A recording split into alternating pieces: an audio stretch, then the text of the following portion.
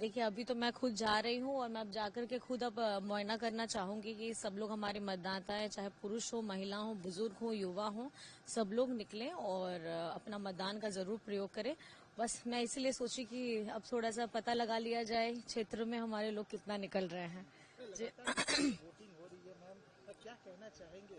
क्योंकि बीते चरण के चुनाव में जिस तरह से लोगों का निकलना आप लोगों तक पहुंची है, जनसंपर्क लास्ट डे जिस दिन था उस तरह से आप जनसंपर्क कर रही थी, डायरेक्ट कनेक्ट कर रही थी, जी, तो क्या लग रहा है, कितना उम्मीद है अपनी जीत को लेकर आपको? देखिए, मैं अपनी जीत को लेकर इसलिए आश्वस्त हूँ क्योंकि मेरा कार्यकाल बहुत छोटा रहा, 4 से 5 महीने का, और 4 से 5 महीने में मैंने गांडे के लिए जितना किया है, मैं ये समझती हूँ कि उतने कम वक्त में मैंने पूरी अपनी मेहनत लगा के पूरा जी तोड़ मेहनत किया है और लोगों को वो सुविधाएं दी हैं जो उनका हक है।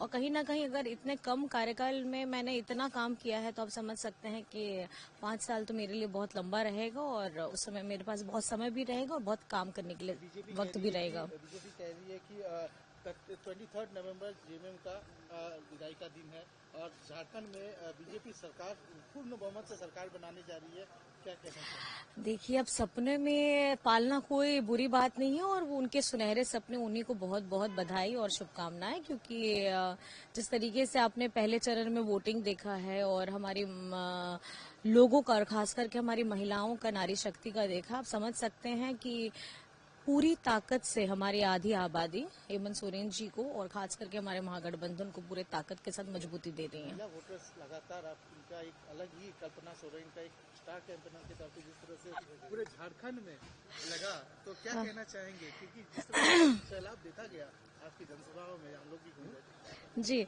बस कुछ नहीं, देखिए, एक क्रांतिकारी कदम झारखंड बनने के बाद ये पहली बार है कि हमारे झारखंड की मैया को उनका सम्मान देने का काम किया गया है और आदरणीय हेमंत सोरेन जी जो राज्य के मुखिया हैं, लेकिन हमारी झारखंड की जनता उनको दादा, बेटा, हेमंत बेटा करके बुलाते हैं। तो मुझे लगता है कहीं ना कहीं एक बेटा ने, एक भाई ने फर्ज अदा किया है और 24 वर्ष के इस नए झारखंड में हेमंत सोरेन जी एक युवा मुख्यमंत्री के रूप में कार्यकाल को बहुत बेहतरी से लेकर के जा रहे हैं।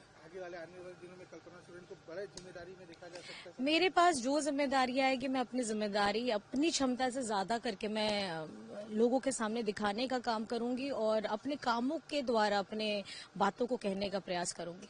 बहुत बहुत जो बड़े बड़े बयान दिए जा रहे थे, चाहे काटोगे तो बटोगे तो कटोगे, घुसपैठिया, भ्रष्टाचार, ये जितने मुद्दे बीजेपी ने जेएमएम के खिलाफ लगातार प्रचार में देखा गया है, क्या कहना चाहेंगे? क्या ये काम आएगी? देखिए, मैं ये कहूंगी ना, इनको विकास की बातें नहीं करनी, इनको हम लोगों को बांटने की बात करनी है, लेकिन हेमंत सोरेन जी सबको समेट करके एक साथ में समग्र विकास की बात कहते हैं। तो मैं समझती हूँ कि झारखंड की जनता भली भांति अब जानती है कि कौन कह रहा है और उन कौन कहने वाले को जमीन में धरातल उनके घर में कौन पहुंचा रहा है। तो मुझे लगता है कि झारखंड का पूरा प्यार हेमंत सोरेन जी को मिल रहा है। डेफिनेटली, क्यों नहीं। अब आपको शक है? एक बार आपको अगर शक है तो आप मुझे बता दीजिए, मुझे नहीं लगता कि आपको भी शक होगा। और झारखंड की जनता ने ये अपना पहले चरण में दिया है, आज दूसरा चरण का मतदान है, उसके शाम को बाद में आप खुद अपने चैनल में अब खुद बोलेंगे कि किसकी सरकार बनने वाले हैं। बस सभी मतदाताओं को यही कहना मैं चाहूंगी, क्योंकि अभी ये वक्त अभी आप लोगों को अपनी सरकार चुनने का है और आपकी अबुआ सरकार के लिए आपके हेमंत दादा, हेमंत बेटा ने जी तोड़ मेहनत की है इस उतार चढ़ाव के कार्यकाल में, जहां हेमंत सोरेन जी को जेल भी जाना पड़ा, लेकिन उन्होंने हिम्मत नहीं हारी और झारखंड के मान सम्मान हक के लिए लड़ाई को बुलंद किया है। मैं चाहती हूं कि आप अपना प्यार, अपना आशीर्वाद हेमंत सोरेन जी और हमारी महागठबंधन को दे और घर से बाहर निकल करके हमारे मतदाताएं जितने भी हैं, कृपया करके आज आप घर में ना रहें, अपना वोट का इस्तेमाल करें और अपनी ताकत को दिखाइए। 98 जनसभा कल्पना सोरेन 100 नहीं हुआ? 98। अच्छा, 900 नहीं हो पाया। ओहो, क्या कहना चाहेंगे? बस कुछ नहीं, बहुत ताकत और मेहनत के साथ किया है। तो मैं समझती हूँ कि लोगों का प्यार है, उनकी ताकत है जो मुझे इतना काम करने के लिए और उनके पास में जाने के लिए हम अपनी तरफ से पूरी जी तोड़ मेहनत की है। बहुत बहुत धन्यवाद।